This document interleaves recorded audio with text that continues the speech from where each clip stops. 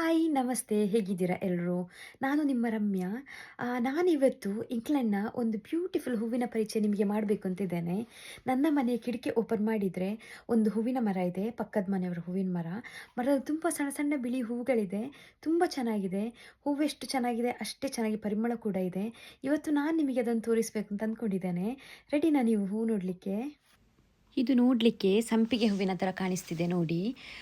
ಇದನ್ನು ಇಲ್ಲಿ ಮ್ಯಾಗ್ನೋಲಿಯಾ ಅಂತ ಕರೀತಾರೆ. ಇದು ತುಂಬ ಚೆನ್ನಾಗಿರ್ತದೆ ನೋಡಲಿಕ್ಕೆ. ಪರಿಮಳ ಕೂಡ ಸಂಪಿಗೆ ಹೂವಿನ ಥರನೇ ಇರ್ತದೆ. ಇದು ಇಲ್ಲಿ ಸ್ಪ್ರಿಂಗಲ್ಲಿ ಶುರು ಆಗ್ತದೆ. ಫುಲ್ ಅರಳಿದ ಮೇಲೆ ಈ ಥರ ಕಾಣ್ತದೆ, ಮೊಟ್ಟೆ ಸಂಪಿಗೆ ಥರ. ಇದರಲ್ಲಿ ಬೇರೆ ಬೇರೆ ಕಲರ್ಸ್ ಇದೆ, ಈ ಥರ ಪಿಂಕ್ ಇದೆ, ಮರೂನ್ ಕಲರ್ ಎಲ್ಲ ಇದೆ.